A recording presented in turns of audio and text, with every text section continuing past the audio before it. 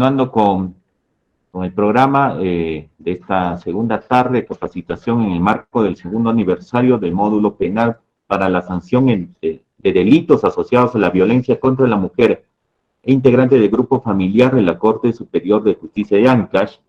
Es momento de recibir al doctor Hugo Félix Butrón Velarde, quien es conferencista especialista en Derecho Penal de Género. El doctor Butrón Velarde va a tratar el tema cómo imputar y probar la afectación psicológica en el ámbito penal, principales problemas dogmáticos y procesales. Les dejamos con el expositor.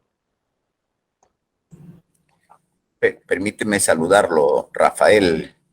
Adelante, presidente, por favor. Hugo Butrón Velarde. Efectivamente, acabo de ver el título del tema que va a tocar y mira, muy bien quienes han tenido a bien invitar a estos dos expositores el día de hoy, porque me parece que el tema anterior es la secuencia de lo que justo estamos pidiendo todos los magistrados, cómo probar, ¿no? Cómo probar este tema de la afectación psicológica, ¿no? Cómo imputar y cómo probar. Bien quienes han tenido a bien invitar a estos dos expositores para el día de hoy. Señor Hugo, dejo a su merced la línea por el cual el día de hoy nos estamos comunicando. Muchas gracias, muy amable, doctor Canchari. Buenas tardes con todas y todos. Sin duda para mí es una enorme satisfacción estar de nuevo frente a ustedes acá en la Corte Superior de Justicia de Ancash, gracias a la gentil invitación de la doctora Maritza. En la intervención pasada, efectivamente, quedó un vacío respecto al momento de analizar el delito de lesiones, en particular las levísimas contenidas en el artículo 122b. Y es que nos enfocamos en tratar los contextos, que es también un problema muy acuciante en el momento de la imputación. Y a veces no había tiempo para tratar temas más específicos y muy relevantes precisamente como este, que es el tema de resultado típico del delito. Básicamente, en términos de el léxico jurídico penal, estamos hablando de un elemento más del tipo penal sumamente importante, que es el resultado lesivo, que es importantísimo, no solamente desde un punto de vista dogmático, que me parece que ofrece muchas cuestiones interesantes para analizar, sino también, sobre todo, como muy bien lo ha manifestado el doctor Canchari, desde el punto de vista probatorio. Y es que me llama la reflexión cuando me propusieron el tema en el que estoy trabajando ya hace un buen tiempo, que para poder probar un elemento, ¿no?, descriptivo o normativo del tipo, es necesario poder comprenderlo. Porque para poder realizar el juicio de subsunción, tenemos que saber qué conceptos implica la posibilidad de que alguien pueda probar o no ese elemento normativo. Dicho de otra manera, si nosotros no sabemos qué vamos a probar, entonces muy difícilmente tendremos herramientas para lograr ese cometido. Es por eso que esta tarde el propósito de mi exposición es enfocar dos temas básicos. Vamos a primero tratar de dilucidar qué significa este elemento normativo, afectación psicológica, conductiva, cognitiva y conductual. Dilucidar ese concepto para luego poder saber qué requerimos para probarlo. Básicamente, en este segundo punto, que está enfocado al tema probatorio, más me gustaría tener una conversación con todos ustedes sobre los problemas prácticos, porque en realidad el kit del asunto está más en enfrentar esos problemas que se presentan día a día en la práctica forense relativo, ya no solamente en particular a la afectación psicológica, sino a la teoría general de la prueba, que vamos a ver que por eso es importante tenerla presente también en estos momentos. Bueno, me gustaría compartir unas pequeñas diapositivas, una presentación. Por favor, me confirman de que se está proyectando para seguir con la exposición, les agradecería mucho.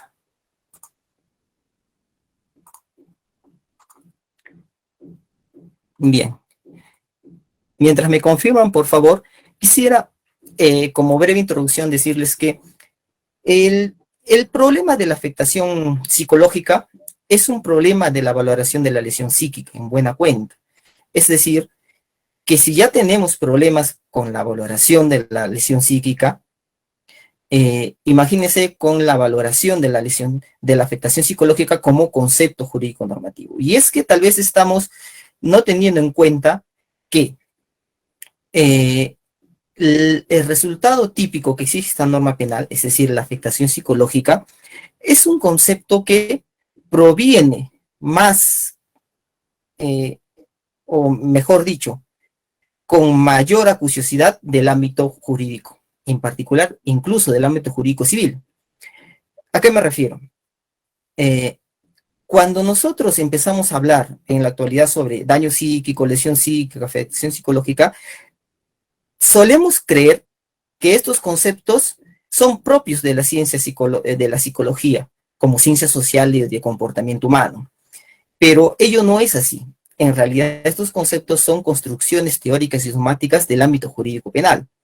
Es cierto, un psicólogo forense debe conocer estos conceptos jurídicos penales, o jurídicos civiles, de ser el caso, pero no podemos perder de vista que cuando hablamos de daño psíquico, lesión psicológica, afectación psicológica, cognitivo-conductual, estamos hablando básicamente de conceptos jurídicos que fueron incorporados en primer lugar a la ciencia jurídica y tomados precisamente a partir de ello por la psicología forense.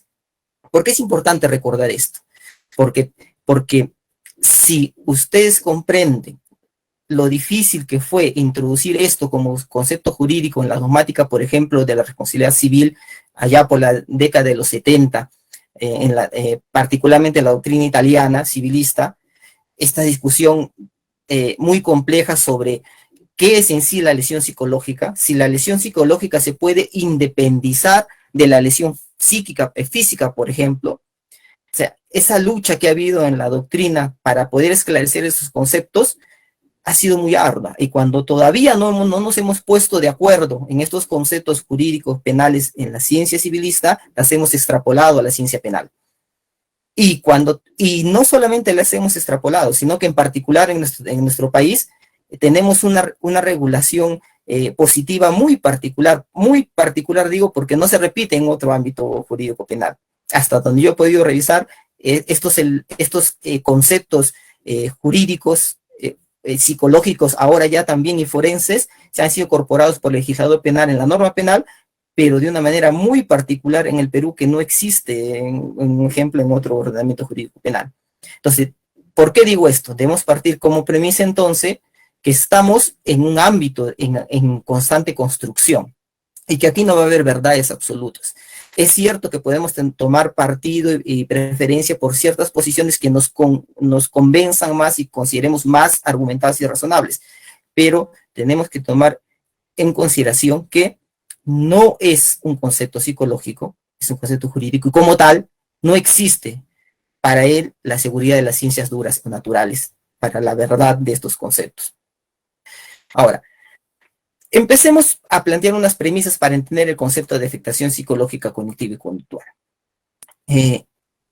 Lo que tenemos que entender básicamente es que el bien jurídico protegido en el delito de lesiones levísimas o agresiones, como yo creo erróneamente lo ha denominado el legislador, contra la mujer integrante del grupo familiar, protege básicamente la integridad física y mental. ¿Por qué es importante recalcar esto?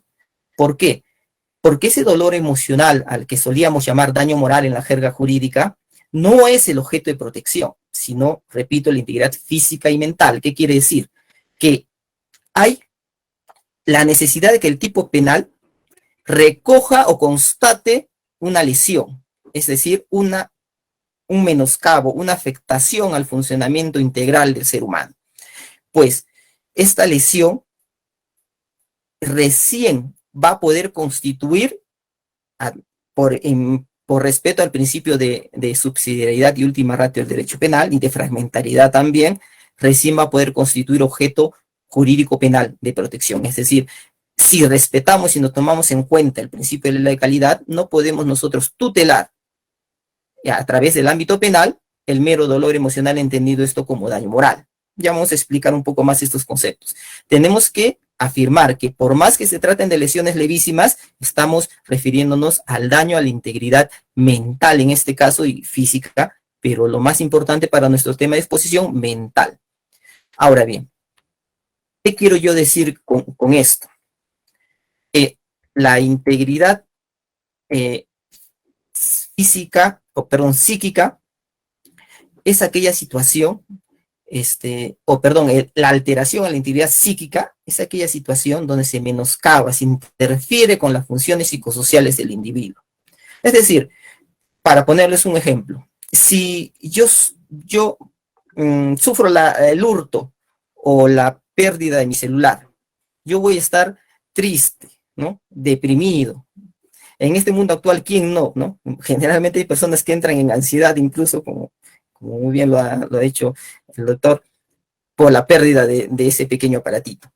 Pero esa afectación, ese daño, ese dolor psicológico, esa aflicción, es en cierto sentido natural. Es decir, que es en la jerga psicológica es algo adaptativo, es decir, no llega a constituir un menoscabo en las funciones psicosociales, no llega a ser una alteración entendida esta como lesión.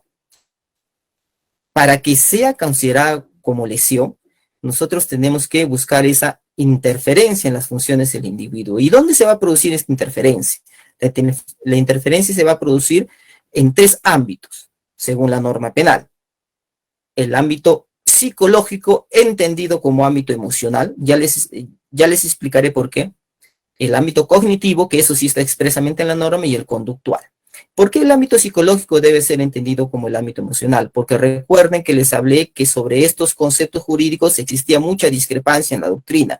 Y tradicionalmente, la doctrina solo se enfocó en la tutela del daño emocional. Y entendido como daño emocional, entonces se lo usó como sinónimo de lo psicológico. Entonces, para la jerga civilista, siempre que se hablaba del daño emocional, se recurría a sinónimos como daño psicológico o psíquico. Claro, en algún momento se dejó de lado que también podría haber afectaciones cognitivas y conductuales, y no lo emocional en la única esfera de tutela. Pero eso ha pegado mucho en la tradición jurídico-forense, de tal manera que nuestra propia guía, como les mostraré más adelante, utiliza también, indistintamente para referirse a los mismos fenómenos, el término emocional o psicológico, es decir, los utiliza como 2 términos equivalentes. Por lo mucho, también sabemos además que en la doctrina psicológica, también en las ciencias de las psicologías, que lo psicológico siempre es aquello que abarca 3 esferas del individuo, ¿no?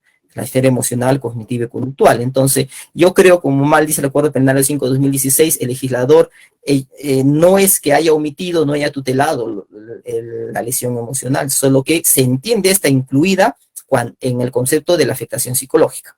Y como se ha mencionado directamente lo cognitivo-conductual, pues ya sobre eso ya no hay ninguna discusión. ¿Qué es la afectación emocional o psicológica? Bajo esa aclaración. Pues acá podemos incluir afectaciones como la habilidad emocional, es decir, ese estado de alteración brusca de las emociones, de control de las emociones, ¿no? Que son a veces desproporcionadas para el momento. Aquella tristeza, pero una tristeza permanente y recurrente, no la aflicción de la que les llamaba, ¿no? La distime, que es una depresión crónica. Sobre esto, nuestros compañeros psicólogos profesionales de psicología podrán definirnos mejor estos términos, pero para lo que nos importa desde el punto de vista jurídico, estas situaciones tienen que ser, perdón. Me voy. Bueno, hay una interferencia. Me voy. Hay una interferencia. Entonces, les decía que estas alteraciones tienen que ser de tal magnitud que interfieren en las funciones psicosociales del individuo. ¿Cuáles son las funciones psicosociales en el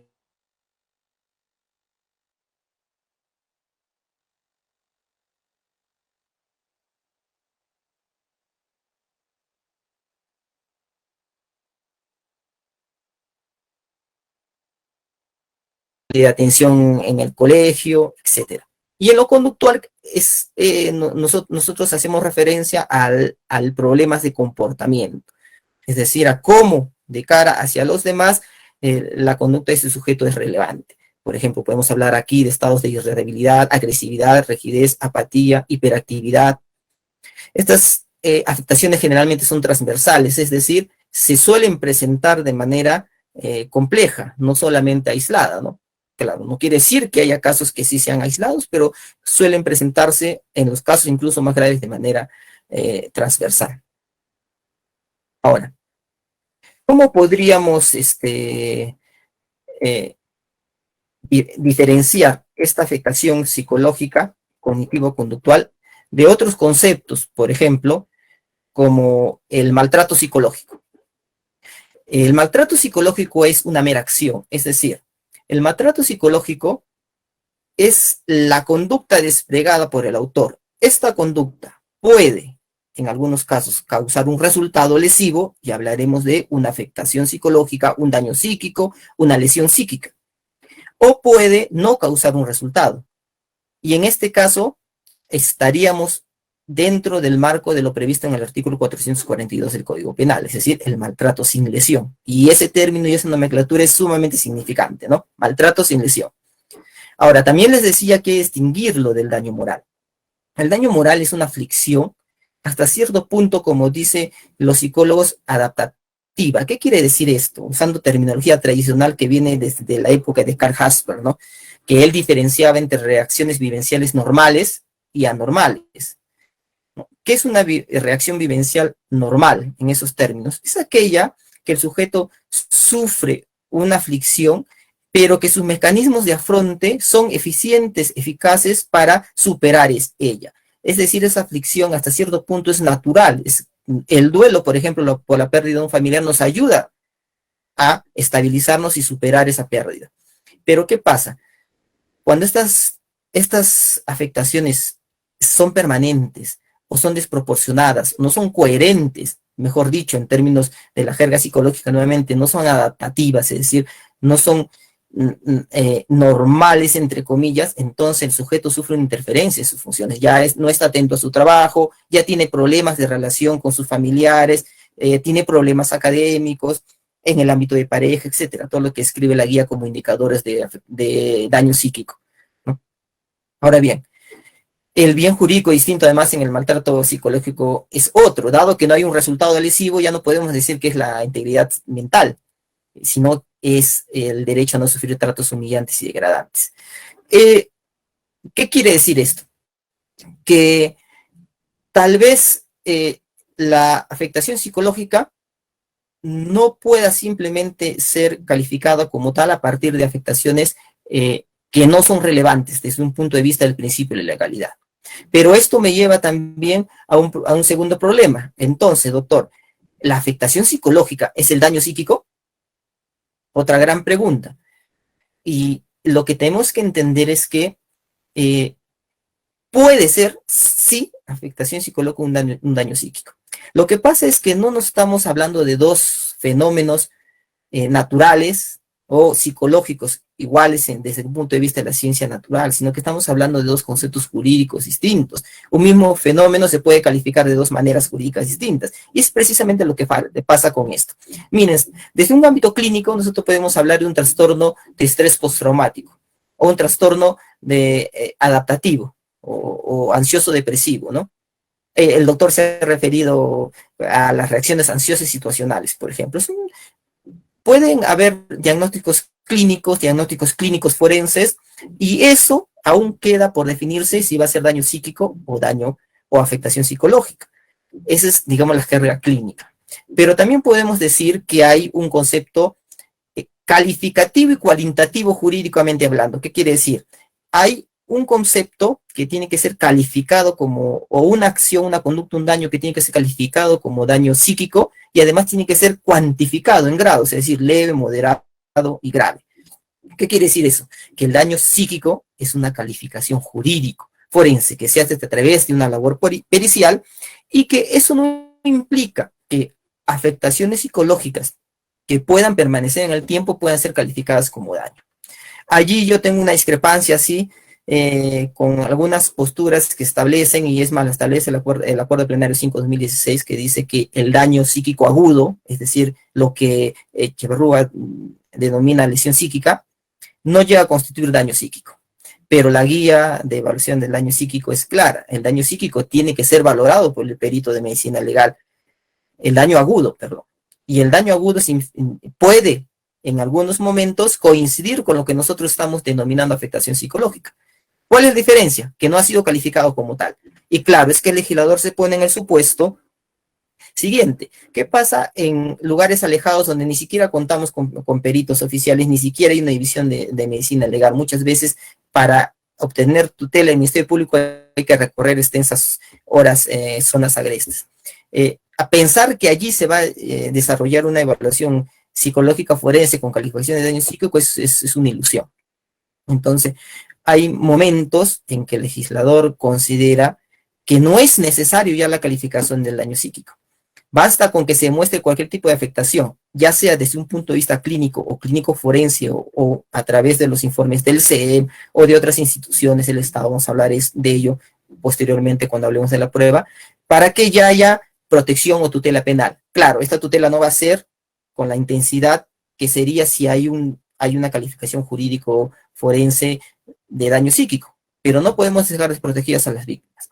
Entonces, lo que comúnmente podría acabar en una falta, el legislador, por la trascendencia de los bienes jurídicos transversales, que es la igualdad material, el derecho a la vida en familia en este tipo de delitos, ha decidido que a pesar de la ausencia de la calificación del resultado, como daño psíquico, no va a dejar desprotegida a la víctima. Y por lo tanto, literalmente dice el tipo penal, cualquier afectación psicológica, cognitiva o conductual va a ser tutelada. Eso sí, esta debe entenderse siempre como una lesión levísima, pero como una lesión, es decir, como una interferencia en las funciones, a una patología, porque si también flexibilizamos mucho este concepto, estamos tutelando nada más que la aflicción moral, y el daño moral es solamente resarcible a través de la vía civil, y eso no debemos poner en cuenta, les decía, sobre todo por el principio de legalidad. Algo más que quería referirles respecto a la afectación psicológica. Ya hemos insistido que es un concepto psicológico forense que debe ser diagnosticado. Ojo, el reglamento de la ley 30.364 y la propia ley nos señala que si bien es cierto, tienen valor probatorio los certificados, informes que emiten cualquier institución pública o privada para determinar para que servir de prueba en los procesos de violencia contra la mujer integrante del grupo familiar, que no exime de la responsabilidad de que esta afectación sea diagnosticada. ¿Qué quiere decir? Es que nos diga el perito que efectivamente lo considera ello como afectación psicológica. Sobre esto yo tengo una posición crítica, porque como bien lo señala el Código Procesal Penal, la labor pericial debe estar exenta de juicios de valor. ¿Y qué es la afectación psicológica, cognitiva y conductual desde el punto de vista jurídico? Un elemento normativo del tipo penal. Sabemos por teoría general del delito que los elementos normativos son básicamente conceptos valorativos. Es decir, son conceptos que son valorados desde un punto de vista extrapenal por el operador jurídico. Entonces, quien debería llenarlos de contenido debería ser el operador jurídico y no el perito psicólogo. Pero esa es nuestra legislación. Tal vez también tendríamos que reparar en el hecho de que nuestro propio ordenamiento jurídico permite que la ley 30.364 y el reglamento, ya les vamos a tratar con detalle ya sobre los artículos en particular, les decía que permite que se pruebe la afectación psicológica con diferentes documentación expedida por servicios de salud que no necesariamente emiten un informe técnico pericial. Por lo tanto, también es posible decir que se puede imputar la afectación psicológica desde el punto de vista jurídico, y el fiscal podría fácilmente decir, mire, no tengo un informe del CEM, no tengo un protocolo de pericia psicológica del Ministerio Público, pero tengo este certificado de que se ha atendido en tal lugar, en tal centro de salud, y acá demuestran, por ejemplo, se ha atendido la víctima en el servicio de psiquiatría del Hospital Nacional X. Y ahí en la historia clínica demuestra que ella tiene cuadros ansiosos depresivos, intentos suicidas, etc. ¿Eso cómo no va a servir para un diagnóstico de la lesión psicológica? Yo creo que es sumamente posible. Otra cosa que finalmente hay que tener en cuenta respecto a la afectación psicológica es que al ser un concepto jurídico, no es un diagnóstico clínico en el sentido que simplemente se va a determinar qué es lo que padece o sufre una persona. No, acá es importante, en este tipo de diagnóstico o conclusión, como se dice más propiamente dicho forense, también es estipular que hay un autor del hecho y un nexo causal. Esto quiere decir que vamos a determinar el autor del delito como responsable, no. El perito no va a decir fulano de tal es responsable, va a decir quién ha podido causar o la situación que ha podido causar el resultado tal es tal persona, tal situación.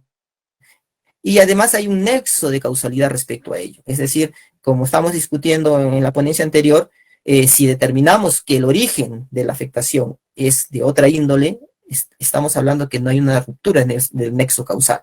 No podemos atribuir este resultado causalmente a la conducta de determinado autor o de determinada situación. Eso debe tener claro.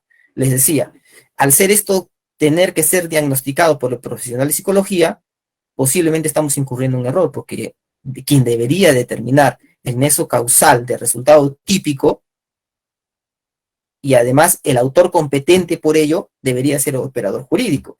Nosotros sabemos por la teoría de imputación objetiva que es el operador jurídico quien determina el autor o el agente competente por el desvalor de conducta y por el resultado.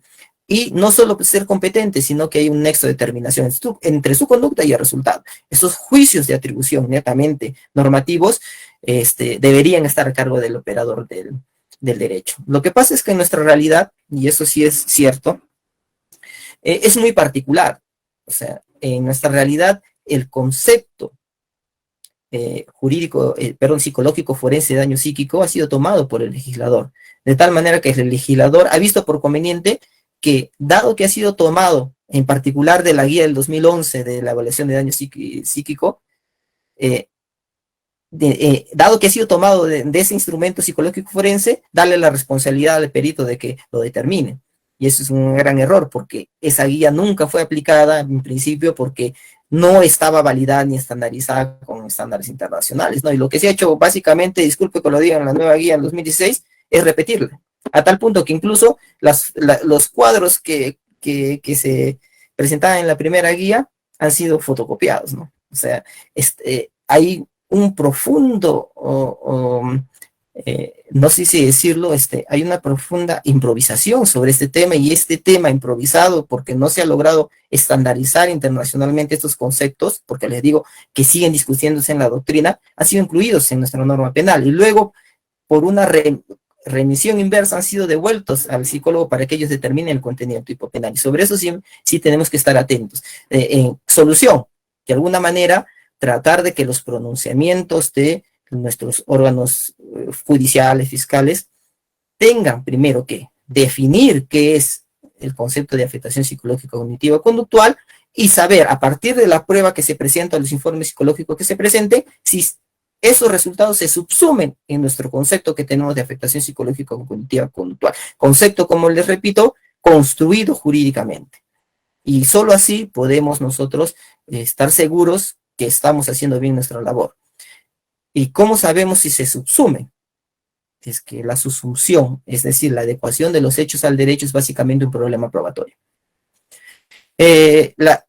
Tenemos también nosotros la convicción, la conciencia tradicional, según nuestra formación jurídica, que la adecuación o el juicio de adecuación de los hechos al derecho es solo un problema sustantivo. Y no hay nada más alejado de la realidad. Porque en realidad la construcción de la premisa fáctica, que va a ser subsumida en la premisa normativa, requiere ser acreditada. Y básicamente, en ese aspecto estamos en temas probatorios. Entonces, para terminar solamente este tema sustantivo, antes de entrar justamente al problema probatorio, quisiera hacerles presente que existe la Directiva Sanitaria 114-MINSA del 2020, que es precisamente la Directiva Sanitaria para la estandarización de los parámetros técnicos para la evaluación de la afectación psicológica en casos de violencia contra las mujeres e integrantes del grupo familiar. En esta directiva, que como lo dice su título y además su objetivo, en el artículo 1, su propósito es unificar los criterios para el diagnóstico. Ya hemos quedado que son los profesionales de psicología que tienen que hacer el diagnóstico de esta afectación psicológica, para que este diagnóstico esté estandarizado y no haya disimilitud ni discrepancia, porque eso es lo que existía hasta hoy. Lamentablemente, a veces esta directiva que pretendía estandarizar y unificar los parámetros técnicos es desconocida todavía. Entonces, ¿quiénes tienen que observar esta directiva? Todos los profesionales de salud que intervienen, ya sean directa o indirectamente, en el tratamiento o la investigación de los hechos de violencia contra la mujer integrante por familiar. ¿Y qué nos dice esta guía? Que la afectación psicológica es presencia de signos y síntomas, agudos o crónicos. Yo les decía, agudos o crónicos. Si hablamos de agudos, estamos refiriendo al daño agudo, pero si hablamos de crónicos, posiblemente estamos refiriendo a lesiones estabilizadas, es decir, a daño estabilizado. Y la afectación psicológica podría ser fácilmente calificada como daño psíquico. Lo que pasa es que estamos suponiendo que estamos en ausencia de la calificación. No podemos calificar por conjunto de impedimentos. ¿Se va a dejar protegida a la víctima? No. Entonces, lo que podemos imputar es afectación psicológica, y lo que tenemos que ver es que estos signos y síntomas se presenten en 3 áreas. Vuelvo a repetirla: cognitiva, afectiva o emocional, que es lo que estábamos hablando, y conductual. Y básicamente dice que en lo cognitivo tiene que haber indicadores a modo de ejemplo como cambios en el sistema de creencias, distorsiones cognitivas, en la atención, en la concentración, en la percepción, en la memoria, lo que les refería hace un momento. En lo afectivo, alteraciones de las emociones, estados de ánimo, predominio de estados disfóricos, emociones negativas, peligro de la integridad física, sentir temor, ¿no? Inseguridad emocional. Y en lo conductual, aislamiento, ruptura de la vida cotidiana, conductas sexuales de riesgo, por ejemplo, consumo de sustancias, ¿no? Hay personas que empiezan a consumir o ingerir sustancias alcohólicas o drogas con mayor edad, etc. Entonces, ¿qué es lo que debe hacer un profesional de psicología? Pues, al momento de emitir su diagnóstico, su conclusión forense, debe ver si estos indicadores y síntomas se presentan, y por lo tanto, si se presentan, haciendo caso a lo que dice la directiva sanitaria, debería concluir en que existe una afectación psicológica. Ya no es algo muy sujeto a su discrecionalidad como anteriormente se creía, ¿no? Porque, como bien decía el doctor que nos ha antecedido, muchos tienen sus propias preferencias también en el ámbito de psicología dogmáticas, ¿no? Sí, en determinada corriente transaccional, no sé, psicoanalítica, etcétera, tienen otros tipos. El doctor discrepaba, por ejemplo, con el concepto de reacción ansiosa situacional, si se debería ser un diagnóstico clínico forense. Pero para estandarizar justamente eso, creo que es muy útil seguir la directiva, y los operadores de justicia deberíamos estar atentos a que las conclusiones de los certificados sean coherentes con esta directiva. Lo que les decía, nuestra guía de evaluación psicológica forense generalmente utiliza el término negligencia psicológica o emocional, entre paréntesis, para referirse a lo psicológico y lo emocional, maltrato psicológico o emocional, de tal manera que, insisto, la crítica al Acuerdo Plenario 5/2016, lo emocional sí está protegido por el derecho penal. Nuevamente habla de afectación emocional como síntomas y signos que presenta el individuo, ¿no? Que afectan en sus estrategias de afrontamiento, percepción, madurez, experiencias. Nuevamente, básicamente el concepto de afectación psicológica que les acababa de leer de las directivas del MINSA. ¿Y qué es la reacción ansiosa situacional? Es un evento que el individuo percibe como amenazante a su manifestar en inseguridad, temor y preocupación, pero dice la guía que tiene que ser pasajera y de corta duración, y es por la razón que muchos informes psicológicos concluían esta reacción ansiosa situacional para, de alguna manera indirecta, decir que no había afectación psicológica. Pero también ese concepto, si cabe el tiempo, podemos discutirlo y problematizarlo, porque me parece que muchos diagnósticos de reacciones ansiosas situacionales no vinculadas a conflicto, que es el requisito para que no haya evaluación psíquica, está confundiendo con hechos complejos de violencia, que generalmente son no solamente eventos traumáticos violentos, sino que son producto, ¿no?, de constantes maltratos que generan situaciones estresantes a la víctima, y puede ser considerado como violencia psicológica en algunos casos. Ahora sí, pasemos muy breve a la segunda parte de la exposición, y dejaremos un tiempo, como les dije, para conversar mucho más sobre estos temas, que creo que ese es el gran interés más que todo en este tipo de eventos. Bien, ¿qué es lo que dice la ley 30.364 sobre la prueba en particular en este tipo de delitos, y en particular sobre el delito de lesiones levísimas o agresiones contra la mujer integrante del grupo familiar del artículo 122b? Bueno, nos dice que en los medios probatorios, tanto en el ámbito de tutela como en el ámbito de sanción, son para probar la afectación psicológica o la alteración a la integridad mental, son todos aquellos que las reglas de la lógica, la ciencia y las máximas de la experiencia permitan. ¿Qué quiere decir esto? Que nuevamente nuestra ley, al igual que nuestro Código Procesal Penal, asume una posición sobre la libertad probatoria. El dogma de la libertad probatoria nos dice precisamente eso, que no hay pruebas tasadas, no hay pruebas básicamente no permitidas, a no ser que violen derechos o garantías fundamentales. Si no se vulneran derechos o garantías fundamentales, entonces toda prueba es permitida, siempre y cuando se haya incorporado válidamente a través del procedimiento establecido.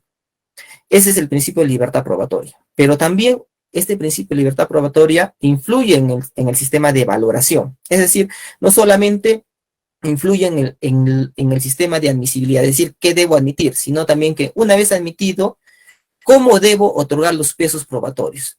Y este sistema de libertad probatoria va de la mano con el sistema de valoración de la sana crítica racional. ¿Qué quiere decir esto? Que no hay prueba tasada, no hay pruebas que valgan más por su origen, por la naturaleza de la institución que las ha realizado o el perito que las ha formulado, no. Las pruebas pesarán tanto como su propio valor intrínseco lo permitan. ¿Qué quiere decir? Lo que hay que analizar en un sistema de sana crítica racional es que la prueba sea fiable, sea conducente, sea pertinente, que no tenga sobre ella suspicacias de que ha sido mal elaborada, de que no tiene sólidos fundamentos científicos, etc. Eso determinará el mayor o menor peso probatorio, por ejemplo, en nuestro caso de un informe psicológico, y no su origen. Porque si nos tomamos en serio el sistema de sana crítica racional regulado en nuestro Código Procesal Penal y el principio de libertad probatoria, eso tiene necesariamente que ser así. Ahora, este artículo también menciona algo específicamente referido a los certificados e informes médicos. Dice el numeral 10.3 del artículo 10 de la ley 30.304 que para el ámbito de sanción se tomará en cuenta los certificados e informes emitidos bajo los parámetros del Instituto de Medicina Legal y Ciencias Forenses del Ministerio Público o cualquier otro parámetro técnico y otros medios probatorios que puedan acreditar los hechos de violencia, así como la magnitud del daño para efectos de la reparación de la falta o el delito. ¿Qué nos quiere decir esto? Y esta es una modificación introducida a partir de problemas prácticos que sucedieron. ¿Qué quiere decir esto? Que ya no cabe esa interpretación que algunos distritos judiciales estaban haciendo, en el sentido que los certificados e informes del CEN solo tienen valor probatorio para efectos de la etapa de tutela, es decir, para dictar medidas de protección. Pero si queremos sancionar penalmente a estas personas, solo tiene valor probatorio la pericia psicológica realizada por el Instituto de Medicina Legal y además bajo los parámetros de la guía de evaluación psicológica forense o de evaluación o valoración del daño psíquico. Entonces, como había esos cuestionamientos y se rechazaban el mérito probatorio o se inadmitían estos certificados e informes como prueba para los efectos de la sanción penal, el legislador ha tenido que modificar la norma y ponerlo expresamente que estos informes y estos certificados valen para acreditar tanto la magnitud del riesgo para fundamentar una medida de protección como la existencia del delito. Dice expresamente además que no es necesario que estén bajo los parámetros técnicos del Instituto de Medicina Legal, sino que puede el perito usar otro parámetro técnico, no necesariamente la guía de evaluación psicológica forense o la guía de valoración para el daño psíquico. ¿Y qué más nos dice este inciso? Que no solamente estos certificados e informes emitidos bajo estos parámetros son pruebas, sino que cualquier otro tipo de medio probatorio que pueda acreditar hechos de violencia. Es decir, historias clínicas, como les digo, ¿no? No lo sé, recetas, declaraciones del terapeuta, etcétera. Es decir, todo aquello que por virtud del principio de libertad probatoria pueda ser presentado a juicio y no vulnere ni afrente de garantías constitucionales es válidamente admitido. ¿Y es admitido con qué fin, además? Para probar los hechos de violencia y la magnitud del daño. Es decir, que no solamente para probar que el hecho existió, sino que también puede ser útil para determinar la magnitud, es decir, cuantificar el grado de afectación. Claro, no para el daño psíquico, porque sí requiere una cuantificación estrictamente forense por el Instituto de Medicina Legal, pero sí para la afectación psicológica. ¿Qué nos dice el artículo 13 de la misma ley? Para complementar esta idea, que nos regula sobre el valor probatorio concreto de los certificados e informes sobre el estado de salud de la víctima, pero nos habla ya directamente de los informes psicológicos emitidos por el Centro de Emergencia Mujer. Es decir, para que si alguna duda cabe, los informes psicológicos de los centros de emergencia mujer y otros servicios estatales especializados también tienen valor probatorio tanto en el ámbito de tutela especial como de sanción. Lo dice concretamente el artículo 13.2. ¿Por qué? Como les digo, nuevamente era necesario esta precisión en virtud de los cuestionamientos que se hacían para otorgar validez. Ya hemos superado esta etapa. Esperemos que también en el Instituto Judicial de Ancash, pero ya por lo menos en el Instituto Fiscal del cual provengo, ya se han superado estas críticas y obviamente se le otorga pleno valor. Las distorsiones van a ser otras, como vamos a ver, ¿no? Porque siempre hay maneras, digamos, de no otorgar el valor, a pesar que la ley dice que sí tienen pleno valor probatorio. Este ya es el artículo 64 del reglamento, el decreto supremo 09/2016, ¿no? ¿Qué nos dice? Que de oficio o a pedido de parte, en el artículo 74.2, la autoridad competente, el equipo elabora los informes correspondientes en el marco de sus funciones, precisando si existen condiciones de vulnerabilidad y riesgo en la víctima. ¿Qué quiere decir esto? Que en los centros de emergencia de mujer hay equipos especializados e interdisciplinarios, que brindan atención gratuitas a las víctimas. Entonces, ellos realizan su labor en el marco de una obligación estatal. ¿Qué quieren decir? Que son organismos estatales que de oficio o a pedido de una autoridad competente realizan y emiten este tipo de informes, ¿no? El artículo 74.2 dice expresamente su función y su obligación es realizar los informes correspondientes a pedido de la autoridad competente o de oficio inclusive, que quiere decir que la actuación de el psicólogo forense, perdón, el psicólogo del Centro de Emergencia Mujer es una función estatal. ¿Por qué eso es importante? Porque si esto es así, entonces ellos pueden actuar o realizar labor pericial, me refiero a los psicólogos del CEN, sin necesidad de ser nombrados peritos. Porque los centros de atención de salud integral estatales pueden elaborar informes periciales sin necesidad de ser nombrados con el procedimiento que establece el Código Procesal Penal para este tipo de pericias. Y esta ausencia, necesidad de nombramiento rige tanto para la policía como para el Instituto de Medicina Legal y todos los órganos auxiliares en la Administración de Justicia.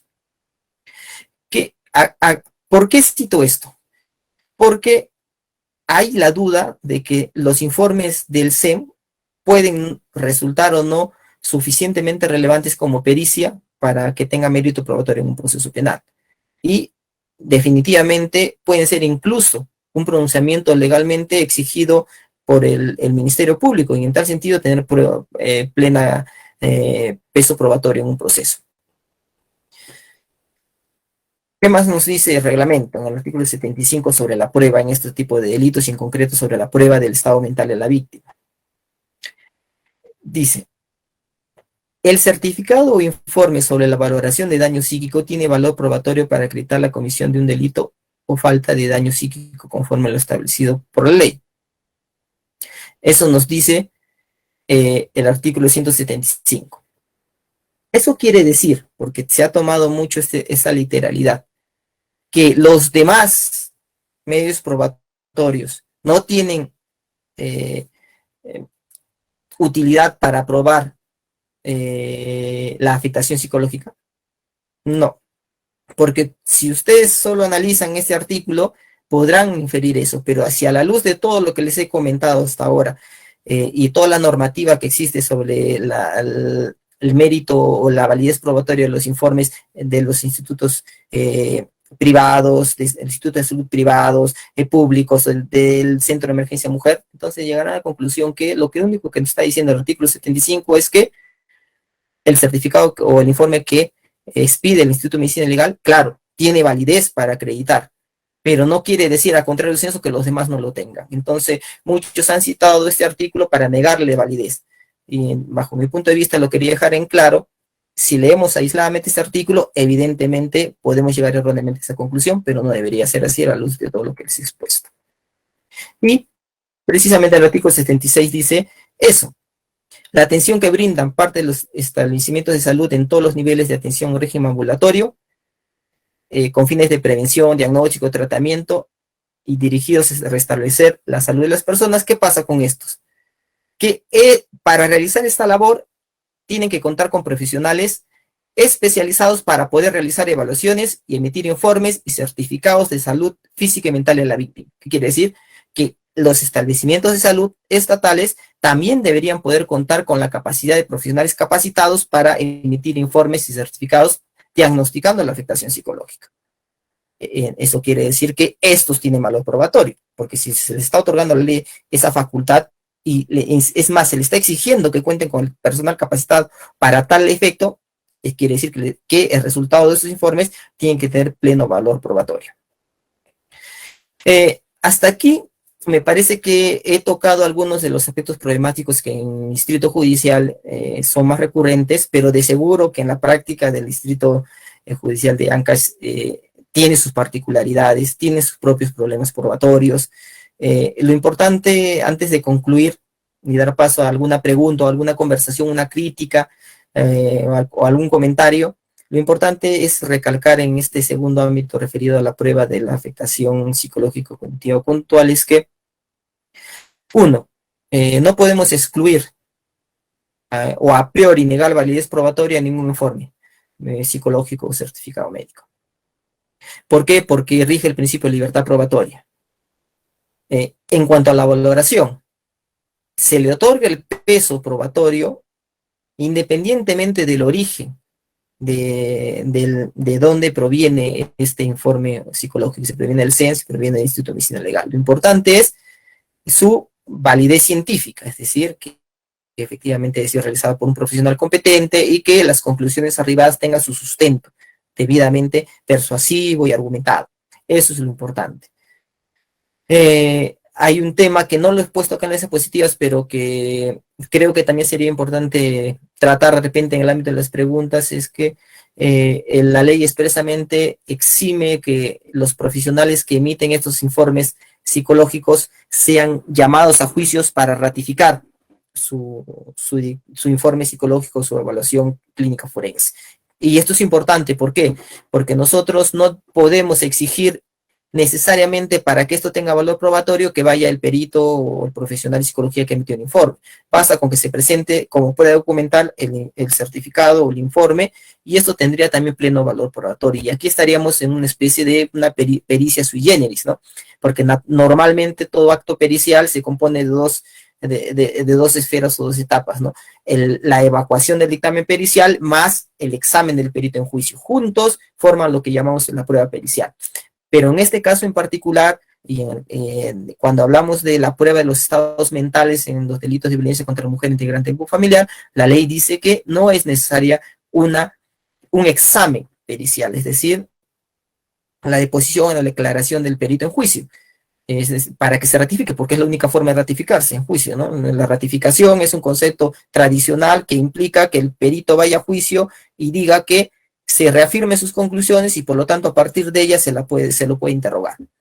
Entonces, como la ley ha prescindido o considera no necesario ello para que el informe sea plenamente emitido como prueba, entonces estamos en una prueba también particular, y que eso también debería ser tomar en cuenta por los operadores de justicia. Hay muchos problemas probatorios, están los referidos a los nombramientos del perito de parte, cuándo podemos decir que hay un perito de parte, cuándo son admisibles estas pericias de parte, qué pasa si hay dos pericias contradictorias, cómo se soluciona el peso probatorio, pero estoy seguro que algunas de esas cuestiones van a surgir en las preguntas que, si ustedes tienen a bien formular, Yo hasta aquí concluyo con la exposición, solo he tratado de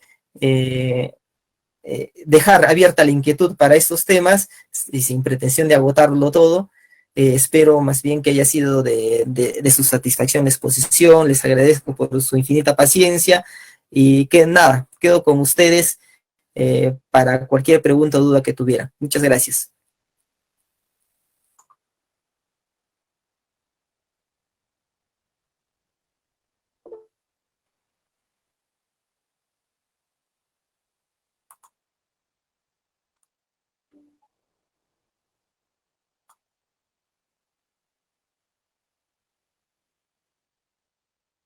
Buenas tardes, doctor.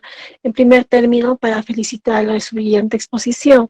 Quería, por favor, si me pudiera aclarar respecto a la pericia contradictoria, de qué manera se puede resolver esta situación cuando se presenta en un proceso. Gracias. Gracias a usted, doctora, por la pregunta. Mire, en primer lugar, por eso era importante para mí sentar algunas premisas jurídicas sobre la teoría general de la prueba. Mire, primero hay que ver si efectivamente estamos entre dos pericias contradictorias, porque generalmente el código ya da unas soluciones, ¿no? Por ejemplo, si hablamos de dos pericias oficiales, dos informes oficiales contradictorios, entonces, para empezar ahí hay una regularidad, ¿no? Porque la pericia debe ser única. Entonces, esos informes contradictorios deben salvarse posiblemente si, con lo que establece el Código Procesal Penal, ¿no? Y quisiera leérselo para que no haya un error de mi parte, ¿no? Dice expresamente, ya, el informe pericial, artículo 180 del Código Procesal Penal. El informe pericial oficial será único. Si se trata de varios peritos oficiales y discrepan, cada uno presentará su propio informe pericial. El plazo para la presentación del informe pericial será fijado por el fiscal o el juez según el caso. Las observaciones al informe pericial oficial podrán presentarse en un plazo de 5 días. ¿Qué quiere decir eso? Que para empezar, no debe haber más que una pericia oficial. Primero hablemos de la pericia oficial, luego vamos a hablar de los informes discrepantes entre pericia parte y pericia oficial. Pero, ¿qué pasa? Que hay dos, cuando la discrepancia existe entre dos pericias oficiales. Primero es un acto distorsionado, no debe haber. Si, en el caso en que discrepen, significa que el acto requiere varios hitos y no se ponen de acuerdo. Entonces, por autonomía, cada uno presenta su informe. Entonces, ¿qué pasa allí? Que el fiscal deberá evaluar antes de ejercer o acusar por este delito. Si compulsado todos los pronunciamientos de informes periciales, aún le queda convicción de la existencia de este resultado lesivo y que es atribuido al autor y por lo tanto responsabilidad penal. Si cree que eso es así, la defensa obviamente puede solicitar que se incluya como medio probatorio los informes periciales que no fueron estimados por el fiscal. Y en ese caso, ambos han expedido un informe pericial, ambos son peritos, ambos pueden entrar a un debate pericial, como lo establece también ya en nuestro Código Procesal Penal, y después de ese debate pericial, el juez, ¿cómo lo valora? Con las reglas de la sana crítica. ¿Por qué? Porque en una regla de sana crítica no existe alguien que pese más a priori, sino que será el perito que ha expuesto de manera más convincente, que ha demostrado mayor suficiencia y conocimiento, mejor especialización, mejor análisis y estudio del caso, mejor evaluación, y entonces el juez dirá, este perito o este profesional me causa mayor convicción, su pericia tiene mayor fiabilidad por estos argumentos. Entonces la manera de enfrentar ese problema por parte del juez es recurrir a los principios de la sana crítica. Los dos informes eran oficiales. ¿Qué pasa cuando estamos ante una pericia de parte y una pericia oficial? Para empezar, tendríamos que ver si esa pericia es verdaderamente una pericia de parte, porque para que algo sea una pericia de parte, tiene que cumplir también un procedimiento reglamentado en el Código Procesal Penal. No es que yo en etapa de control de acusación, de juzgamiento, presento como prueba de la defensa esta pericia de parte. Perdóneme, pero esa no es pericia de parte. Esa no es pericia de parte, porque la pericia, para que sea pericia de parte, tiene que cumplir con el procedimiento reglamentado en el Código Procesal Penal. Nuestra investigación es oficializada, no se olviden de eso. A diferencia de los sistemas adversariales, como el sistema anglosajón, el angloamericano, los países del centro como Puerto Rico, que bueno, que también pertenece al sistema angloamericano, sin ir muy lejos, Colombia, por ejemplo, ¿no? Que tiene modelos netamente adversariales, las investigaciones de la defensa, como la fiscalía, son autónomas. Allí no existe una investigación oficializada. Entonces, cada parte puede investigar independientemente y las pruebas que presenten para juicio tienen ambos un peso, digamos, equivalente. En cambio, no, nuestro código no ha sido tan adversarial, ha recogido el modelo oficializado de la pericia y ha dicho que la pericia oficial es única, que quien hace las pericias es el Ministerio Público. Y si la parte quiere presentar un informe pericial discrepante, una pericia de parte, tendrá que sujetarse a las reglas del código. ¿Qué quiere decir? Que proponga dentro de los 5 días de notificado a su perito de parte para que esté presente en la evaluación, y generalmente la evaluación se toma de la declaración en cámara GES, la entrevista única, entonces debería estar presente en esa declaración para saber si la conducta del perito oficial ha sido la adecuada, ha tenido errores, y luego emitirá su informe discrepante, y ese informe pericial discrepante es el que va a poder ser ofrecido en juicio. Si no existe ese procedimiento, entonces no podemos hablar de una pericia de parte. Lo que puede presentar es informes que no son pericia, ¿no? Pero son informes médicos, informes psicológicos, y como la ley permite que cualquier tipo de certificado, documentación o informe sea material probatorio, puede ser presentado como prueba, pero sería prueba documental. La prueba que habla el 385, prueba de informes, ¿no? Pero no sería una pericia, pero sí es una prueba válida y puede presentarse. Ahora, siendo prueba documental, prueba de informes, o inclusive habiendo cumplido debidamente el procedimiento para hacer una pericia de parte, ¿quiere decir que estos valen menos que la pericia oficial? Si es una pericia de parte, no vale menos. Como les digo nuevamente, recurrimos al sistema de sana crítica racional, que está positivizado en nuestro Código Procesal Penal como sistema de evaluación. No hay un pedigrí, digamos así, de las pruebas. Nadie vale más por su origen, ni porque es oficial y porque el otro es de parte.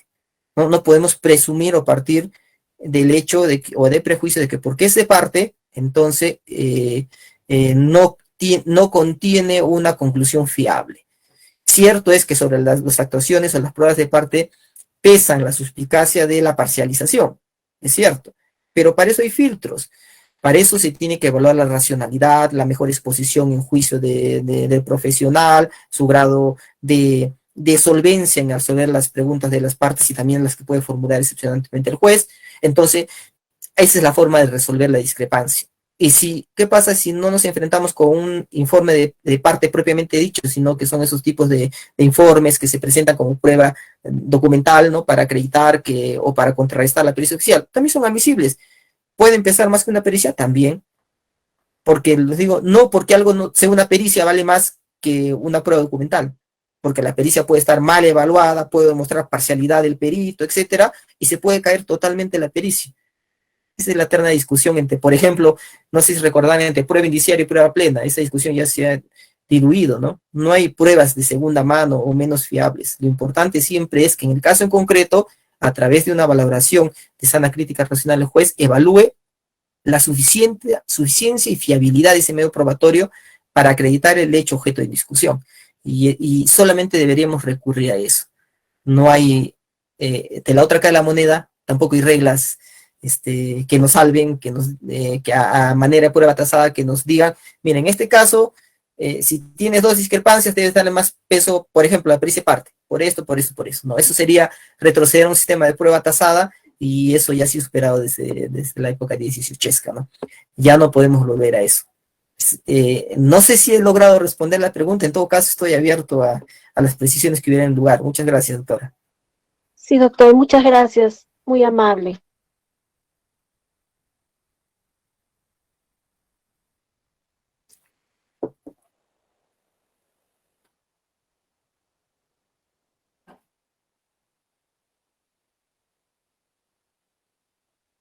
Doctor Butrón, muy buenas noches. No sé si me logra escuchar. Buenas noches, doctor. Buenas noches, doctor. Muchas gracias en primer término. Agradecer por esta brillante exposición. Muy contentos y la verdad que muy interesante esta ponencia. Solamente quería, tal vez, que nos podría ilustrar, doctor, con la experiencia que usted tiene. Usted comprenderá en el proceso, en la práctica, siempre presenta prueba oficial, ¿no?, al Ministerio Público de pericias psicológicas. En el interín del proceso, las partes presentan pericias de parte, pero en función a lo que ha realizado el perito oficial. Entonces, mi pregunta es, ¿qué diferencia hay entre una pericia de parte con una auditoría pericial? ¿Existe esta figura de auditoría pericial a nivel procesal o en el Código Procesal Penal? Gracias, doctor, por su respuesta. Gracias por la pregunta, doctor. A ver, esclarezcamos un poco los conceptos, ¿no? La pericia, dice nuestro código, se realiza cuando hay una circunstancia de hecho que requiere un conocimiento especializado para ser esclarecida. Entonces, la pericia tiene esa función, ¿no?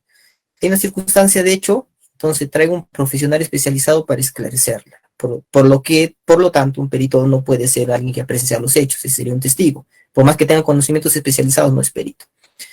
Ahora, esta pericia además, para ser admisible, tiene en juicio o en el control de acusación, tiene que pasar por un cierto procedimiento reglamentado, porque no se olviden que toda prueba es admisible en principio por libertad probatoria, por eso les decía esto, pero siempre y cuando, dice nuestro código, hayan sido incorporados por un medio legítimo, legalmente establecido, y no vulnere derechos fundamentales, ¿no?, que sería la prueba ilícita. En este caso no estamos en ese supuesto de prueba ilícita, pero sí persiste la exigencia de que todo medio que se pretenda ser incorporado como prueba en juicio tiene que ser incorporado a través del procedimiento legalmente establecido. Y si algo quiere ser introducido a juicio como una pericia de parte, en este caso, tendrá que ser introducido a través del procedimiento legalmente establecido. ¿Cuál es el procedimiento legalmente establecido?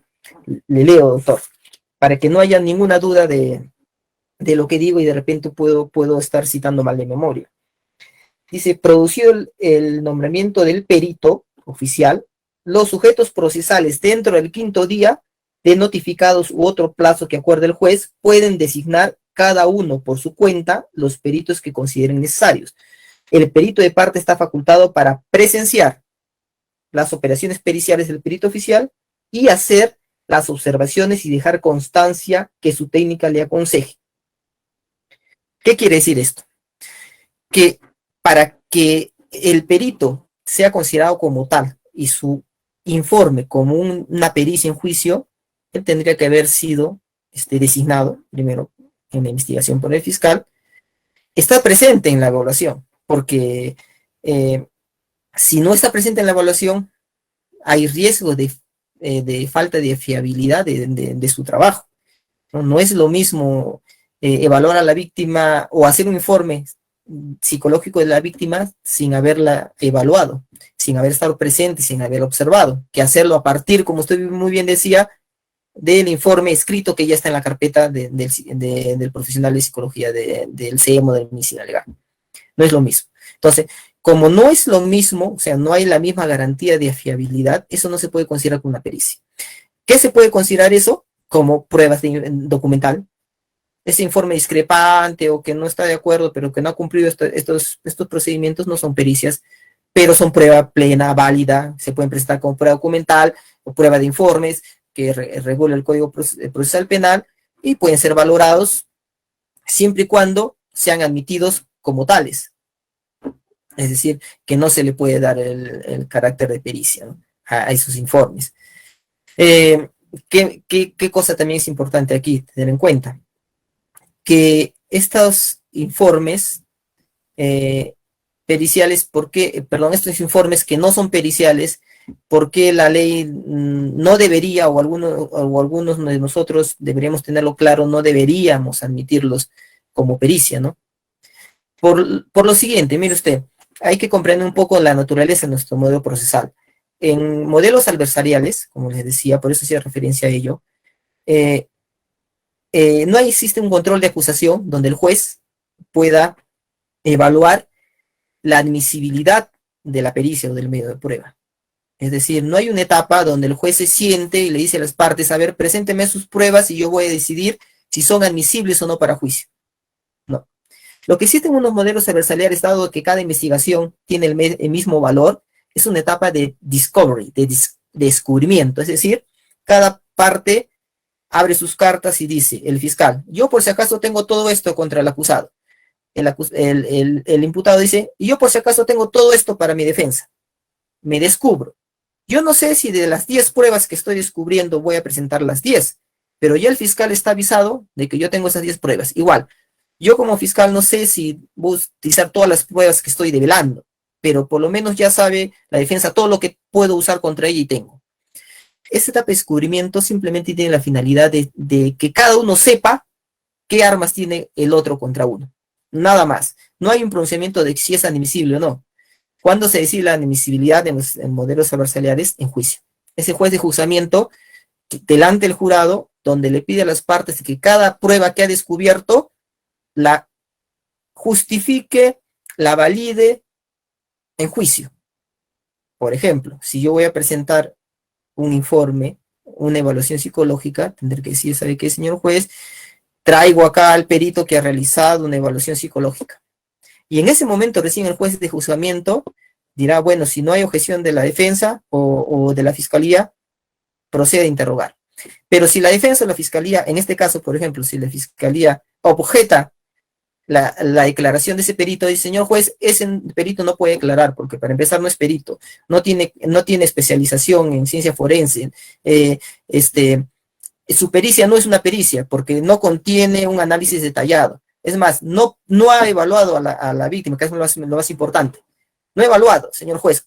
Entonces, si no ha evaluado, ¿cómo puede presentarlo como prueba pericial? El jurado o usted va a creer que ello es una pericia. Y lo que él diga va a tener riesgo subjetivo de darle un valor importante como si fuese una pericia cuando no lo es, cuando su valor probatorio simplemente es una opinión, porque quien no evalúa a la paciente, quien no está presente en el momento de realización de la evaluación, no puede dar un informe fundamentado, es imposible. Entonces, señor juez, no admita eso como prueba. ¿Y por qué no debe ni siquiera admitirlo? Porque su grado de fiabilidad es tan pequeño que hay más riesgos de subjetividad y generar valoraciones erróneas, sobre todo en sistemas que trabajan con jurados, que ni siquiera merece ser admitido, porque la sola admisión va a generar un prejuicio. Entonces, para evitar los riesgos de prejuicios, si el perito no fundamenta la suficiencia como tal y que su informe ha tenido, y que en su elaboración de su informe ha tenido oportunidad de evaluar a la víctima, etcétera, no ingresa ni siquiera es admisible con pericia, porque hay ese riesgo de falta de fiabilidad. ¿Dónde se evaluaría eso? En nuestro sistema, en control de acusación, dado que en nuestro sistema no existe ese procedimiento, pero nuestro control de acusación es algo que se asemeja, ¿no? El juez de investigación preparatoria en control de acusación define qué pasa y no pasa a juicio como probatorio. Y yo presento algo con pericia, pero le digo, señor juez, esta es mi pericia de parte, pero ¿sabe qué? No sigue el procedimiento establecido por ley. Además, no he entrevistado a la víctima. Entonces, ¿de dónde ha hecho su trabajo? Es que he leído el informe psicológico del perito que está en la carpeta fiscal. Pues yo como juez dudaría en admitir ese medio probatorio, porque hay falta de fiabilidad, y si hay falta de fiabilidad, pues es poco conducente, ¿no? Vamos a dilatar un debate en juicio por algo que está destinado al fracaso, ¿no? Porque con esas circunstancias ningún juez de juzgamiento va a dar el mérito a ese informe, ¿no? Y como le digo, no es porque por su origen, cuidado, no es porque viene de parte, sino es por la falta de sustento, que eso sí es parte de la sana crítica racional cuando evaluamos. Y si esta falta de sustento es tan grave, no merece ni siquiera pasar a juicio. Tendríamos que valorar y replantearnos si efectivamente estamos admitiendo todo lo que debería admitirse a juicio. Ahora, si se demuestra, por ejemplo, que no hay otra forma de haber realizado ese informe de esa manera, porque, por ejemplo, el código dice que en situaciones urgentes no se puede realizar este procedimiento de designación de perito de parte. Entonces, la defensa está impedida de cumplir ese procedimiento. Entonces, puede presentar este informe, sí, pero no es pericia, pero sí puede presentarlo y puede decir, señor juez, como no ha habido esa etapa, ha sido una pericia urgente, inaplazable, yo no he podido ser designado, pero presento mis conclusiones conforme mi ciencia, y usted lo valora conforme estime pertinente. Y la libertad probatoria le permite eso, pero sería admisible bajo esa perspectiva, como digo, como prueba documentada lo del informe, para acreditar ello. por eso que la ley no exige que venga siquiera ese perito, ¿no? Dice que están excluidos de ratificarse, porque entienden que en ese caso lo que es valorado es lo que está escrito en el certificado, en el informe, y sobre eso se va a evaluar su pertinencia, ¿no? Sería cuestión más bien ya de las partes exigir la presencia de peritos en esa declaración para cuestionar su credibilidad. Pero me parece, para responderle su pregunta, no es a estos tipos de informes de parte discrepantes o que critican, cuestionan la pericia oficial, deberíamos darle primero la calificación de pericia siempre y cuando cumplan el procedimiento establecido en el código. Si no lo cumplen, no podemos darle esa calificación. Tendríamos que evaluar su admisibilidad o no en control de acusación en función a esas circunstancias.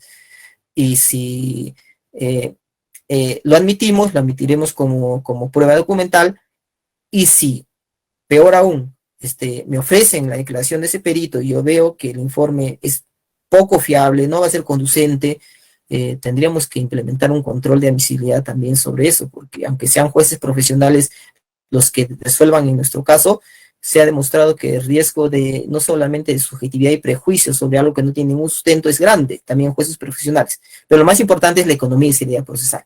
No vale la pena introducir pruebas o debates de algo manifiestamente carente de sustento. No se puede hacer, por ejemplo, para ponerles un ejemplo, presentar una pericia sobre un arma de fuego cuando nunca se ha tenido a la vista el arma de fuego. No, eso debería ser manifiestamente inadmisible. Así también deberíamos hacerlo, ¿no? Yo no puedo presentar una pericia sobre la afectación psicológica de una persona si no la he evaluado, si no he estado ni siquiera presente en el momento de su evaluación. También deberíamos replantearnos eso. Espero haber aportado algo. Muchas gracias, doctor, por la pregunta. Muchas gracias, doctora, a usted, muy amable.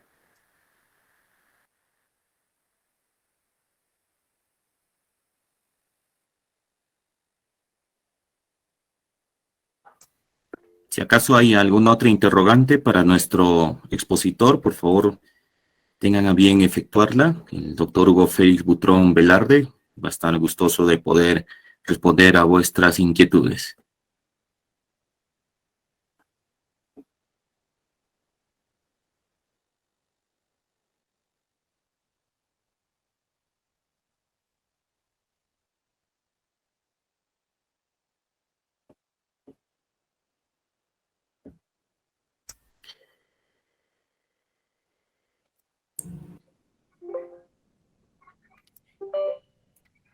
El doctor Figueroa me parece que está levantando la mano. Con gusto lo escucho, doctor.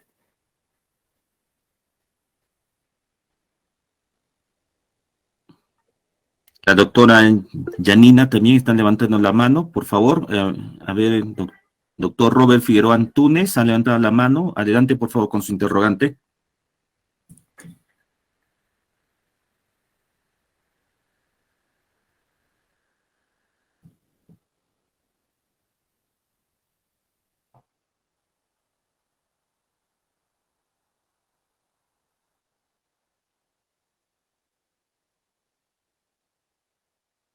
Adelante, doctor Robert Figueroa, levantó la mano.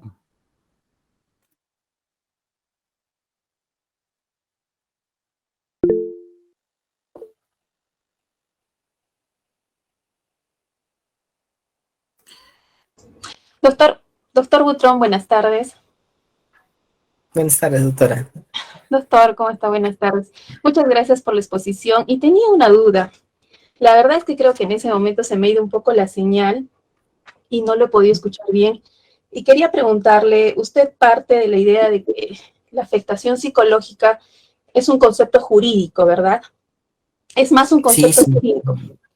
Y partiendo de eso, quienes deberíamos llenar ese concepto jurídico serían los operadores, que en este caso somos nosotros, ¿verdad?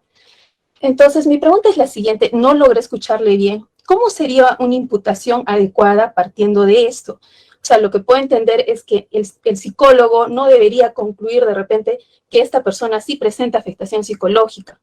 Eso deberíamos determinarlo nosotros. Entonces, para hacer una imputación adecuada, ¿cómo podríamos hacerlo partiendo desde su postura? Muchas gracias, doctora, por la pregunta muy interesante. Sí, estaba reflexionando mucho sobre eso. Mire usted, primero hay que aclarar que mi crítica es una crítica de Lege Data, ¿no? Lege Frenda, perdón. De Lege Data, parece ser, no está tampoco muy claro, ¿no? Pero parece ser que la norma exige que los informes psicológicos emitidos por cualquier institución competente son prueba, pero siempre y cuando califiquen, ¿no? Diagnostiquen que hay una afectación. Lo que pasa es que me parece que allí lo que no se está tomando en cuenta y que es algo que se cometió también con el tema del daño psíquico, que al final se les encargó a los psicólogos la calificación y la cuantificación del daño psíquico, algo siempre reservado y en todos los países para el operador jurídico, ¿no? Tradicionalmente en derecho civil, por ejemplo, ¿quién califica y cuantifica el daño? El juez. El juez dice, esto es daño moral, no es daño moral, es daño emergente, es lucro cesante, no lo es, y cuánto, ¿no? ¿Cuánto le voy a pagar por eso?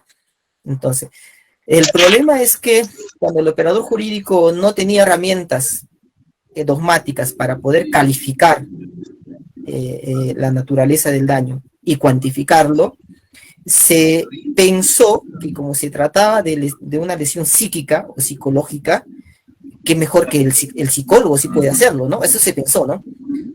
Entonces, hay que determinar, calificar si algo es lesión psíquica, lesión psicológica, hay que calificarla qué es, y además hay que cuantificarla.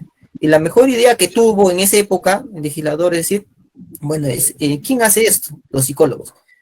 Pero cuando los psicólogos recibieron ese encargo, los psicólogos dijeron, pues bueno, nosotros no trabajamos con esas categorías. A nosotros cuando salimos de la facultad de psicología no nos hablan de afectación psicológica cognitiva con todo lo daño psíquico leve, moderado, grave, o lesión psíquica. O sea, lo que nosotros vemos es diagnósticos clínicos. Nosotros vemos si hay trastornos adaptativos, de estrés postraumático, ansiedad situacional, trastorno ansioso depresivo. Es decir, como bien lo decía el doctor anteriormente, las conclusiones o las tipificaciones consideradas en el DSM-5, en el CIE-10, que son la calificación internacional de enfermedades, ¿no?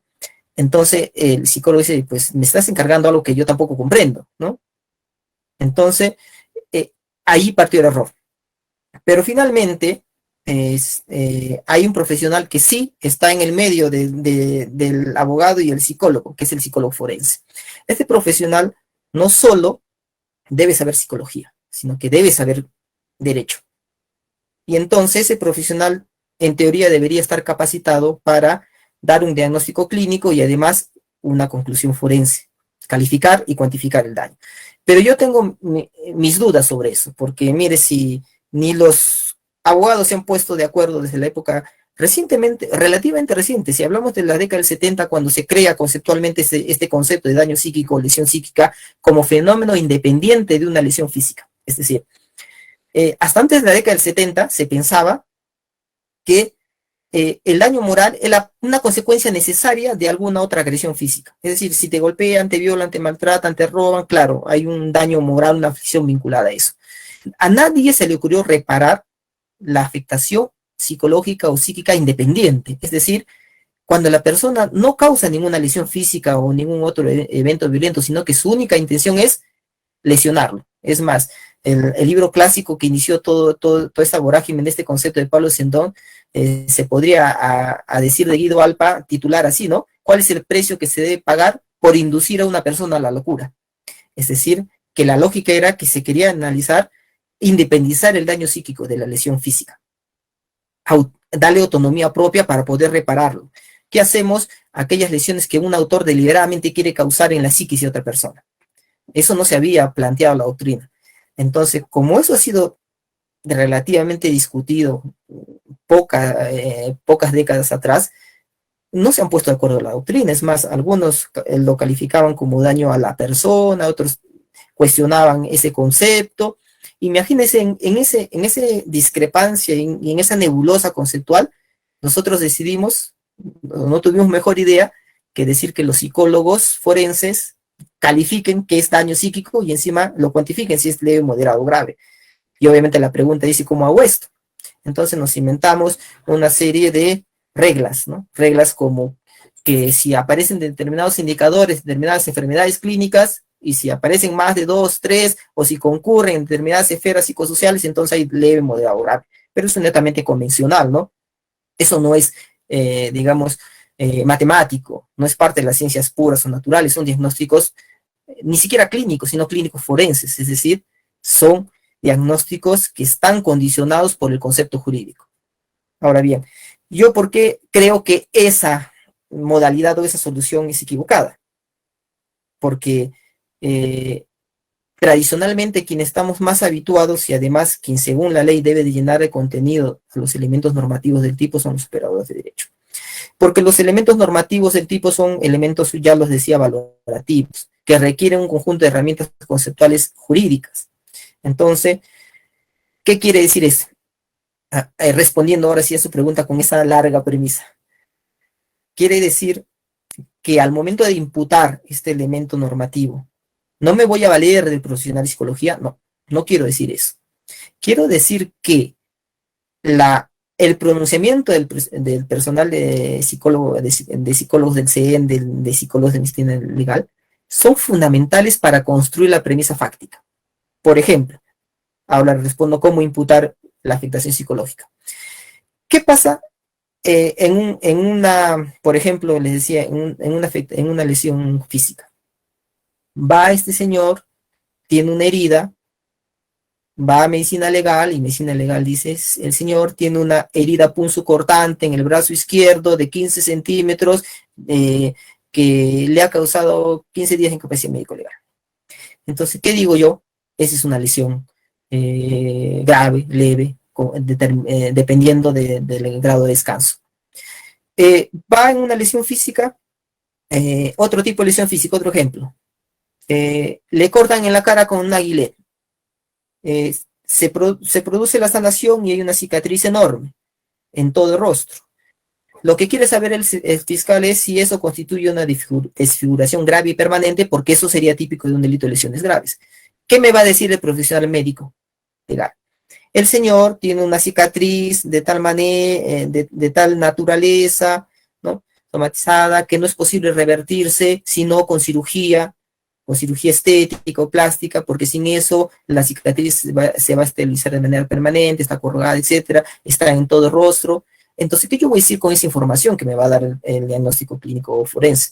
Voy a decir que una cicatriz de naturaleza más o menos estable, que no puede ser remitida sino con cirugía, para mí como profesional de derecho constituye una desfiguración grave y permanente.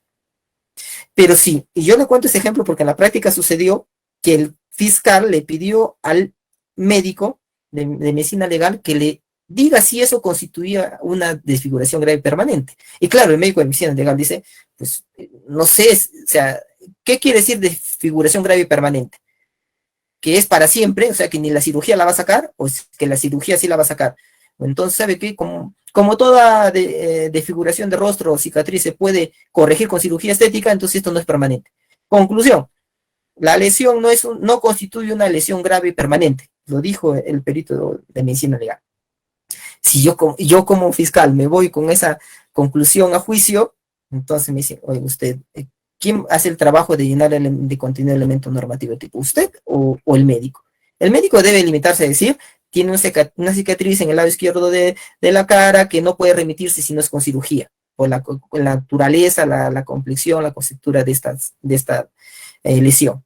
Y yo, como operador jurídico, debo decir, eso para mí, según mi concepto jurídico, es una desfiguración grave y permanente, porque lo permanente, ya con herramientas jurídico-conceptuales, no puede ser aquello, para mí lo permanente es aquello que no se remite de manera natural ni sana de manera natural, que se requiere una intervención que no todos están en condiciones de pagarla, y por lo tanto, que algo pueda ser sometido a cirugía plástica no le quita la naturaleza de desfiguración grave y permanente. Se da cuenta, estoy valorando. Entonces, yo en juicio de valor estoy conceptualizando conceptos jurídicos.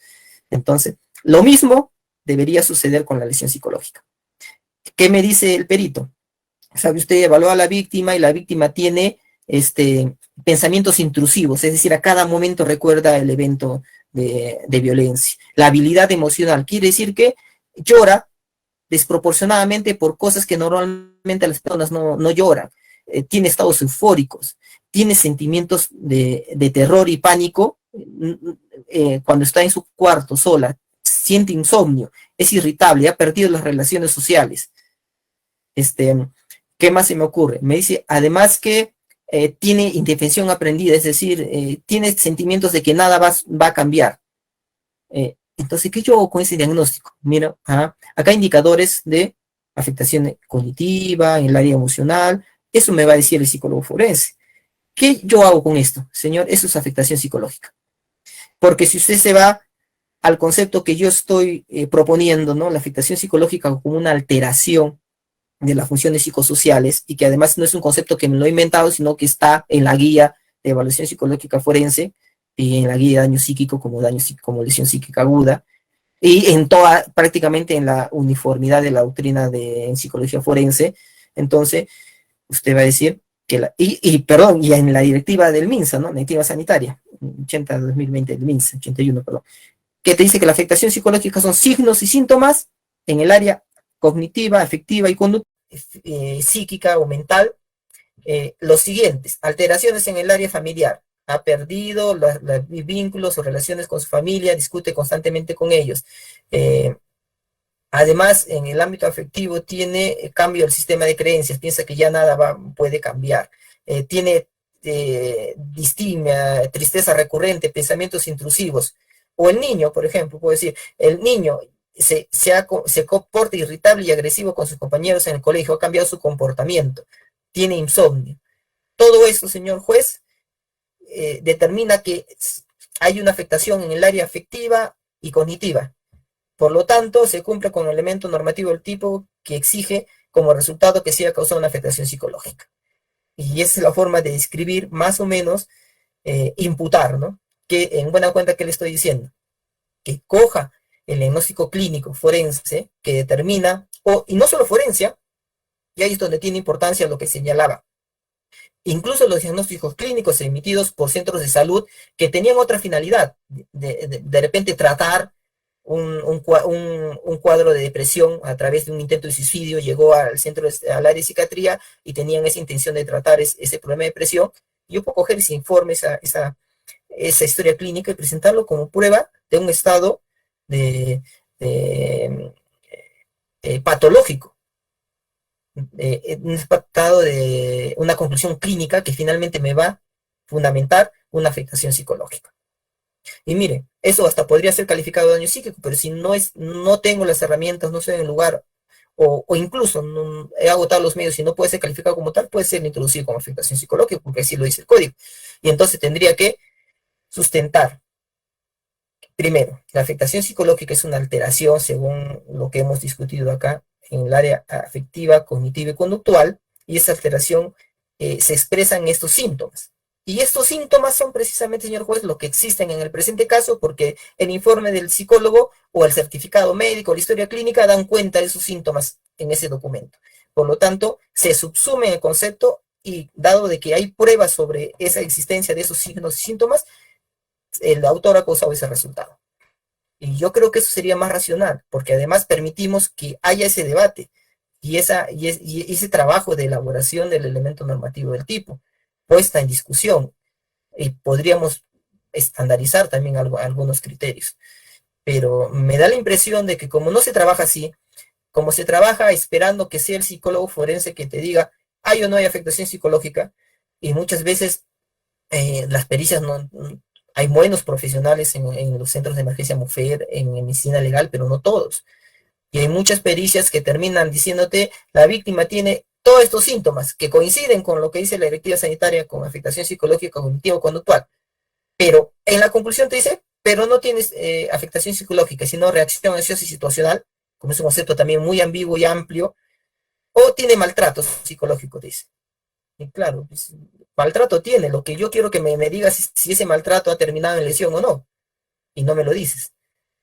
O confunden la reacción ansiosa y situacional con la afectación psicológica. Entonces, te describen un conjunto de síntomas y signos que sí son de afectación psicológica y que te concluyen que no la hay. Entonces, eso es insostenible.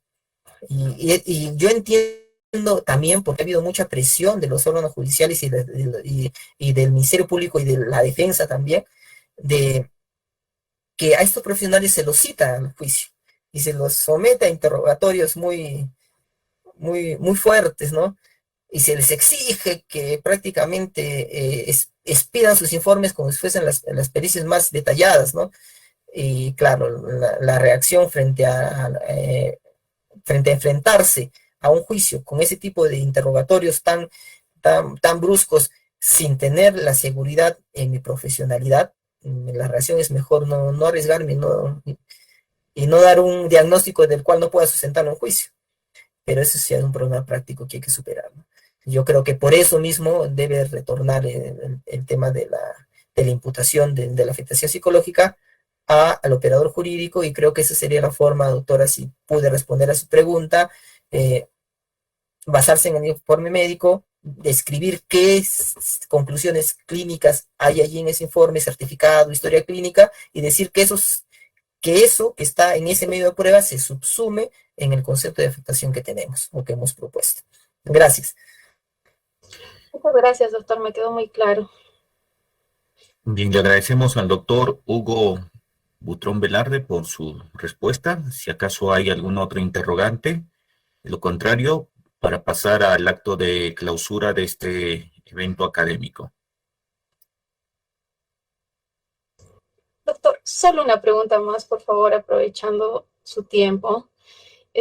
Doctor, en esto de la violencia psicológica, sabemos que hay, bueno, como usted dice, de repente el psicólogo, él no necesariamente, el psicólogo forense en este caso, debería concluir que hay una afectación psicológica, ¿no? Eso nos correspondería a nosotros como operadores de justicia, y me ha quedado más claro el tema. Solo que mi pregunta es la siguiente, y hablo sobre el nexo de causalidad. Usted sabe que mucho se nos exige en juicio, se nos está exigiendo por algunos operadores que el hecho que nosotros atribuimos como tal, digamos el hecho concomitante, sea el que produzca este resultado de afectación psicológica.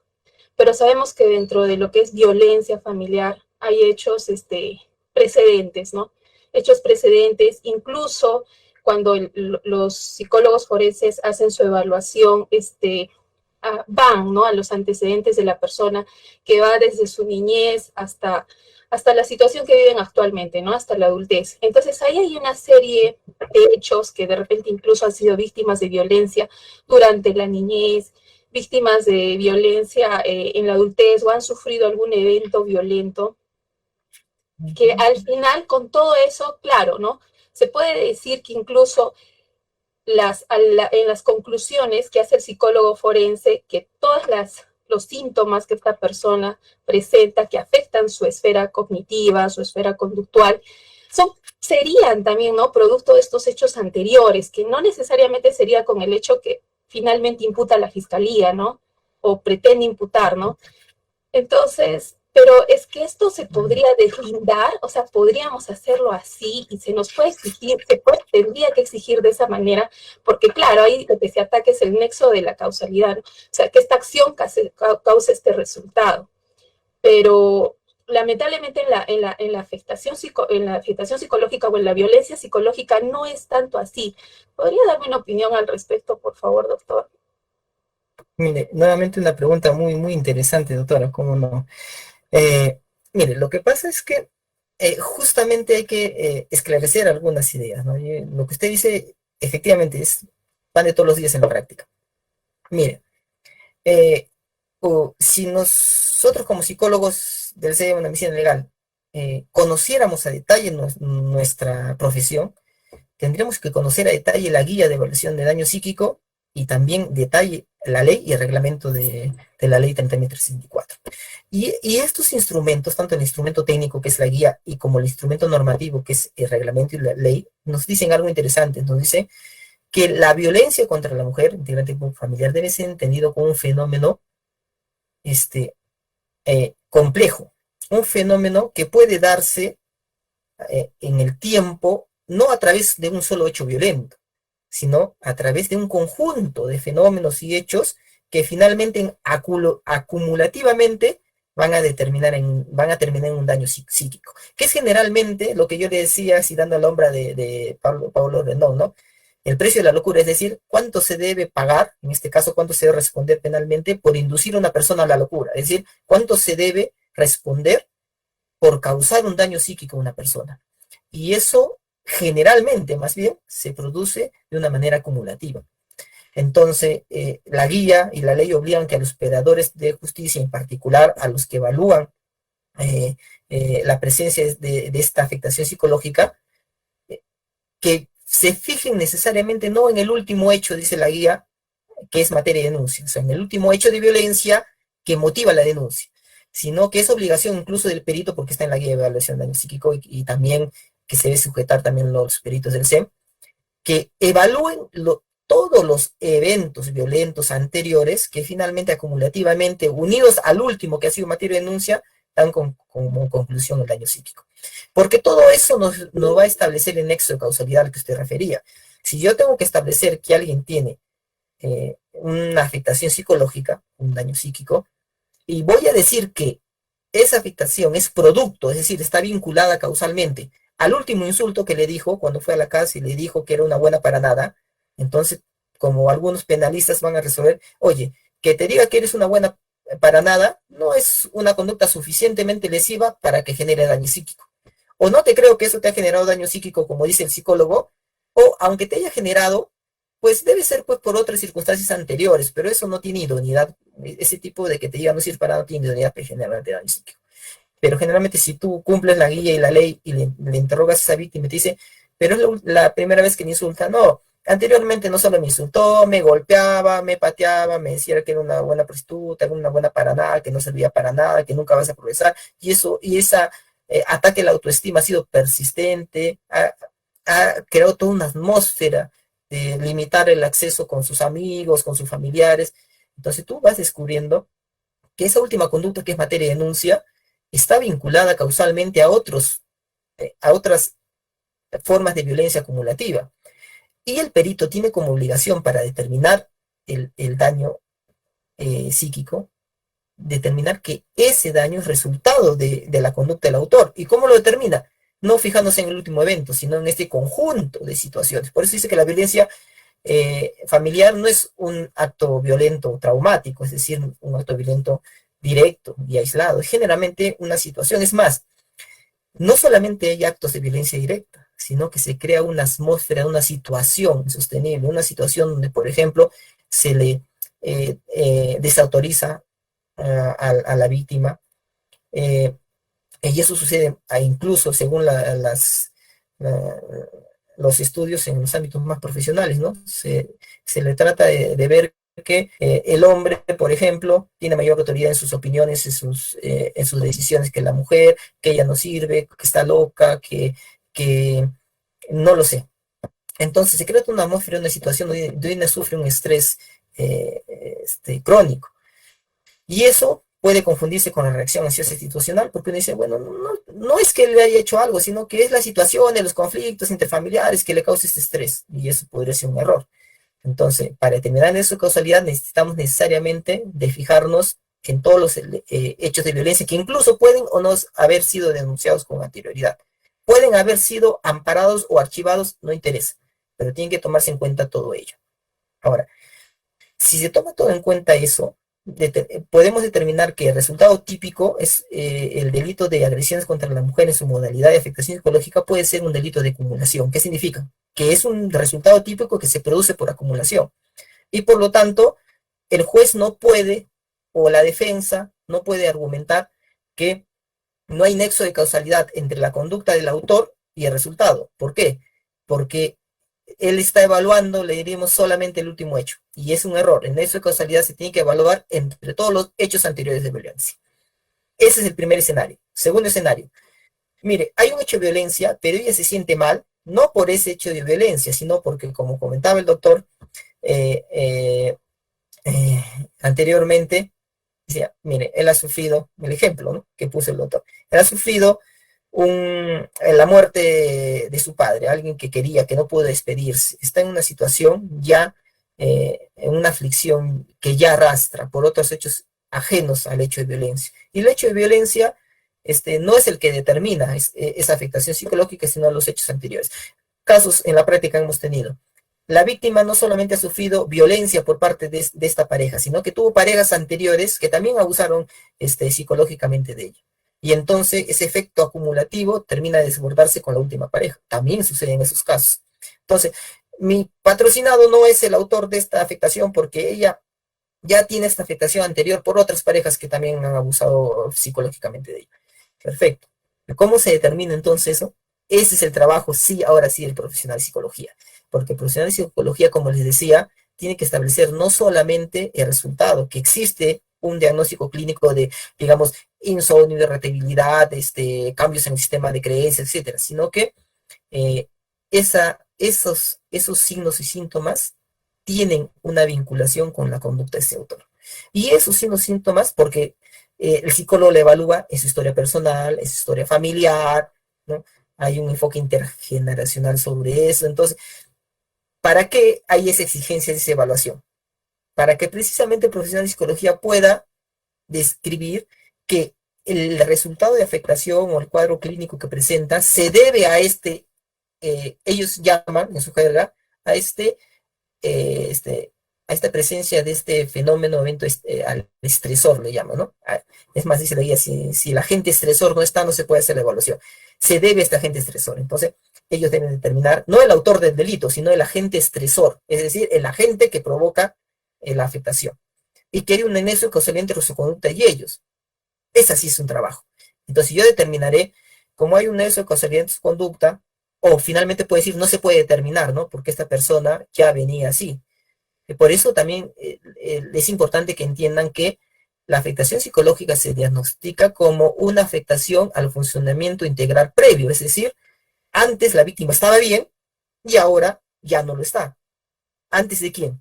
De este evento o de la conducta de este autor. Pero si yo determino que antes no estaba bien por esta indagación que yo hago de su historia, que es obligatoria en las pericias psicológicas, entonces fácilmente puede determinar que no ha habido un nexo de causalidad de la conducta del último autor y el resultado. Y eso nosotros tenemos sí que evaluar. Ahora, lo que pasa es que efectivamente sí es una deficiencia, ¿no? Una deficiencia del establecimiento del nexo de causalidad y creo que su inquietud va más sobre si ese nexo de causalidad también deberíamos nosotros como operadores jurídicos imputarlo. Y yo creo que hay que diferenciar. El psicólogo establece un nexo de causalidad, pero nosotros como operadores lo que establecemos es un nexo de determinación o un criterio de imputación. Y el criterio de imputación es otra cosa. A veces confundimos nexo de causalidad con determinación o imputación de resultado. Los penalistas hablamos con una jerga muy, muy pomposa. Decimos que el riesgo se ha realizado en el resultado, o el resultado es producto de la realización de riesgo no permitido. ¿Qué quiere decir esta terminología? Que no vamos a simplemente verificar un nexo de causalidad en el sentido de las ciencias naturales, sino que a ese nexo de causalidad nosotros más bien vamos a determinar con criterios jurídicos si se le puede atribuir o no a esta persona ese resultado. Puede ser que esta persona, por ejemplo, en la omisión, causalmente no haya causado la muerte de su hijo, pero si está en la obligación de salvarlo de la piscina que se está ahogando, causalmente no ha ocasionado nada. Pero jurídicamente el resultado es producto de un riesgo prohibido que le ha generado. Él debió hacer algo. Entonces se da cuenta que no siempre la causalidad se puede identificarse con riesgo de la imputación de resultado a ese riesgo. Y entonces el perito nos puede dar luces, pero finalmente sobre causalidad, pero finalmente nosotros tenemos que decir, mire, finalmente es cierto que existen 3 parejas anteriores que la han agredido. La última también la agredió psicológicamente.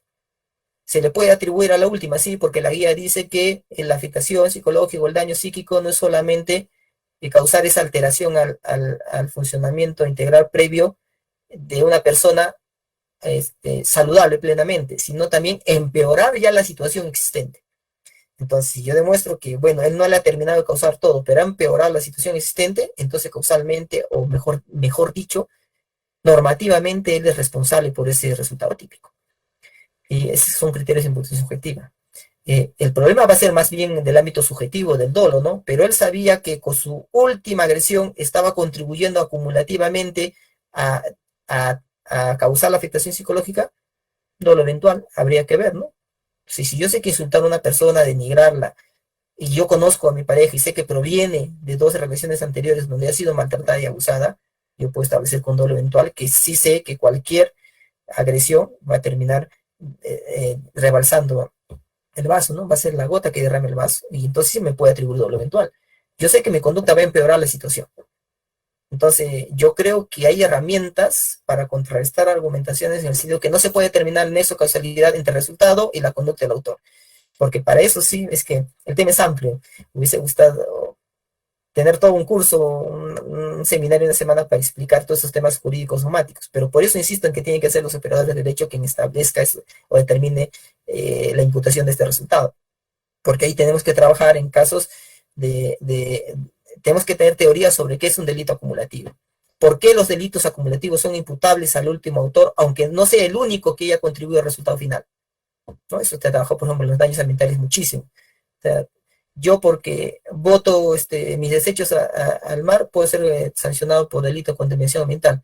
Pero si yo no he contribuido a la contaminación del mar o del río, porque hay infinidades de empresas que lo hacen, sí, pero estás contribuyendo acumulativamente a un resultado común.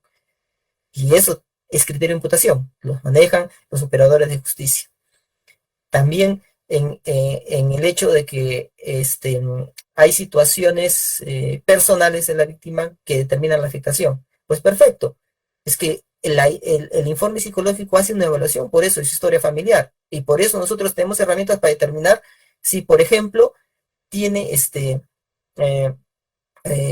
una situación de un estrés situacional vinculado, por ejemplo, a un litigio económico, y ese es el producto resultado de sus signos y síntomas cognitivos, afectivos o conductuales, y no un evento de agresión. Entonces, ese es la herramienta o el trabajo de los profesionales de psicología. Con eso podríamos determinar. Creo que usted ha dado en el clavo del asunto, que parece que estamos encargándole a los profesionales de psicología que hagan lo que deben hacer los operadores jurídicos, y estamos queriendo que los operadores jurídicos hagan lo que deberían determinar los profesionales de psicología, que es establecer los signos y síntomas, establecer el agente estresor para saber si ese es efectivamente el causante de ese cuadro clínico, que esa es su obligación, ¿no? Ellos tienen capacidad para determinar qué agente estresor causa qué reacción, porque analizan la historia personal y familiar de la víctima en sus entrevistas y tienen técnicas para establecer esas circunstancias. Y con ese pronunciamiento sobre la causalidad, nosotros aplicamos criterios de imputación jurídica. Decidimos si hay un riesgo jurídicamente desaprobado y ese riesgo se ha realizado en el resultado típico a través de herramientas conceptuales. Yo sé que ha quedado un poco abstracto todavía lo que le he dicho, pero es que tendríamos que hablar cada caso en concreto cómo ejercer la estrategia de imputación. Por ejemplo, si me argumenta que la afectación no es producto de la agresión de su última pareja, sino de 3 parejas anteriores que también fueron violentos, yo tenía una estrategia de esclarecimiento de su causal distinta. Si usted me dice, no, la afectación no es producto de la violencia del agresor, sino que ella ha sufrido maltrato por parte de sus padres en otra época, o ha sufrido, no sé, un accidente o un robo, entonces tenía otra estrategia de atribución o imputación de nexo de causalidad. Y cuando efectivamente se acredita que no hay relación causal, pues no la hay, la tenemos que aceptar. No sé si con eso he esclarecido un poco más, o por lo menos he sembrado los puntos donde podríamos empezar a investigar. Muchas gracias nuevamente por su infinita paciencia, y espero estar el próximo aniversario del modo integrado también con ustedes. Muchísimas gracias.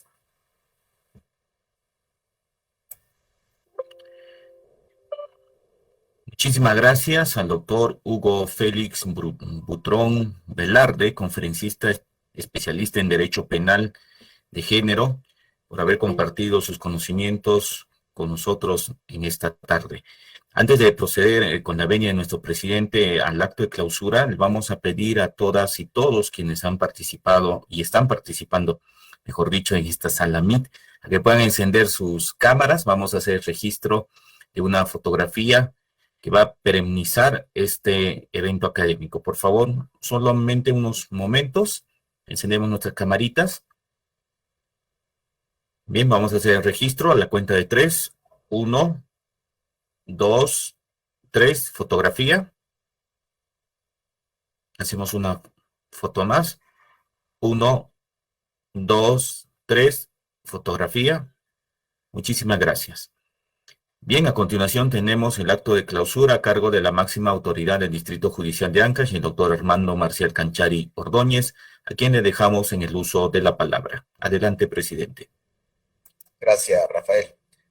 Doctor Hugo Butrón Velarde, al contrario, muchas gracias por la paciencia que ha tenido usted para responder todas las preguntas que se le ha planteado. No solamente eso, sino ha comenzado a dar ejemplos frente a las preguntas que le realizaba.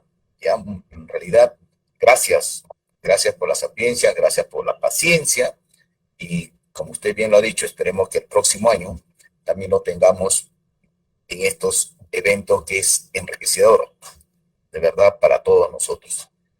Así que nada, no me queda otra cosa más que nuevamente agradecerle, y de esta manera agradezco también a todos los participantes que han estado acompañándonos hasta estas horas.